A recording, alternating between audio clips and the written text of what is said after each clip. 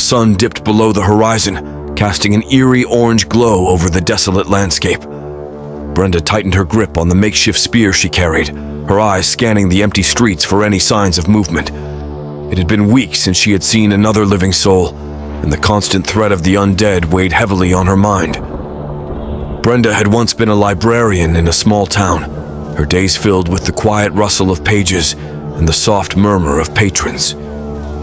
Now, she navigated a world overrun by zombies, her survival dependent on her wits and the occasional stroke of luck. The transformation had been sudden, catching everyone off guard. One moment, life had been normal, and the next, chaos had erupted as the dead began to rise. The early days of the outbreak were a blur.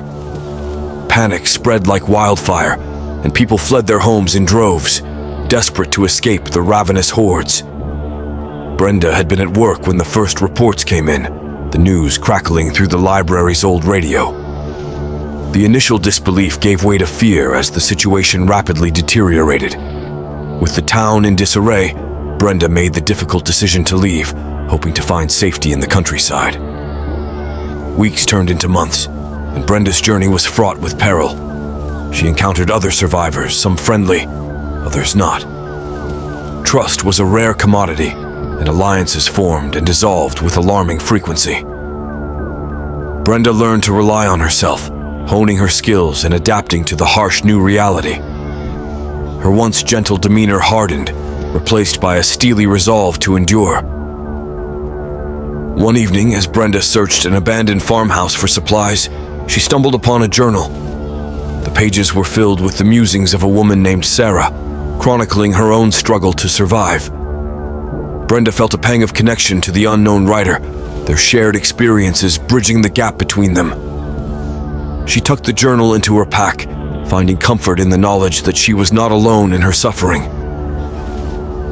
Days later, Brenda came across a small group of survivors holed up in an old church. They welcomed her cautiously, their eyes reflecting the same weariness she felt.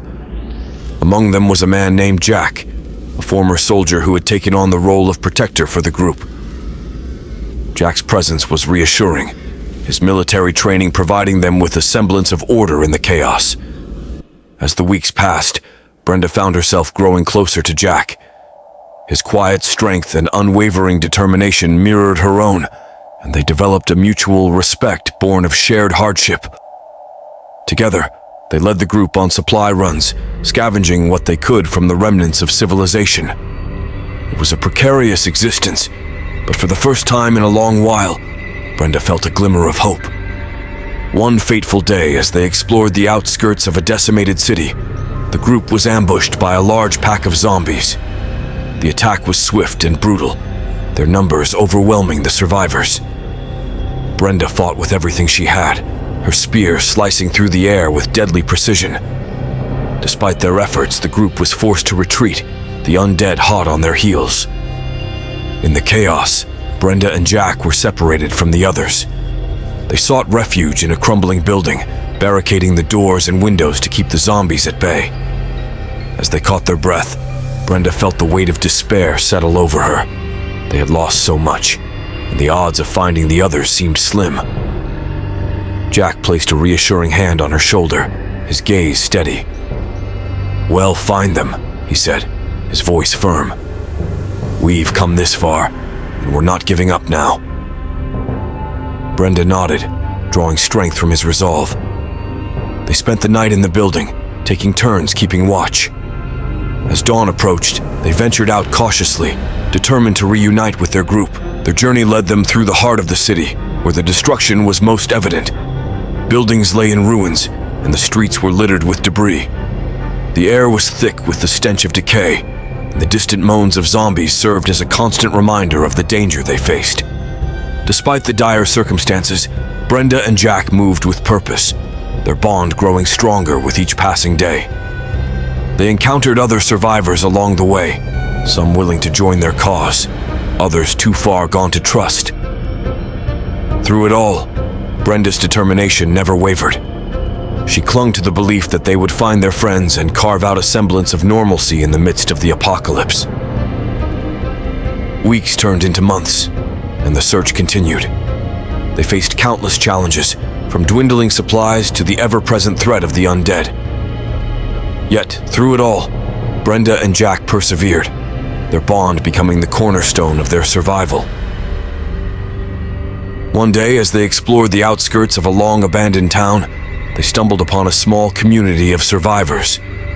The settlement was well fortified, its inhabitants cautious but welcoming.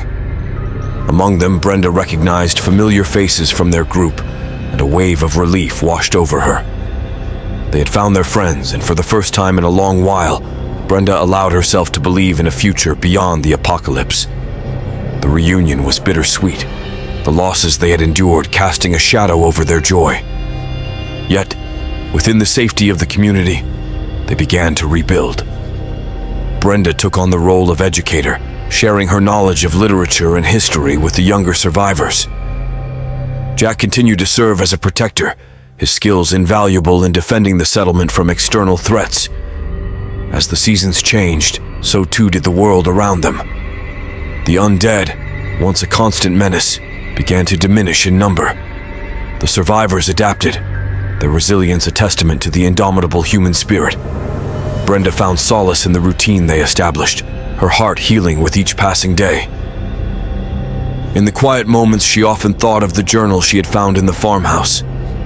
Sarah's words were a reminder of the strength that lay within them all, a beacon of hope in the darkest of times. Brenda kept the journal close, its pages a testament to the enduring power of the human spirit. Years later, as Brenda looked out over the thriving community they had built, she felt a sense of pride and fulfillment. They had faced unimaginable horrors and emerged stronger, their bonds forged in the crucible of adversity. The world had changed irrevocably, but they had carved out a place for themselves, a testament to their resilience and determination. In the end, it was not the apocalypse that defined them, but the unwavering spirit with which they faced it. Brenda's journey was one of survival, yes, but also of hope, love, and the enduring power of the human heart.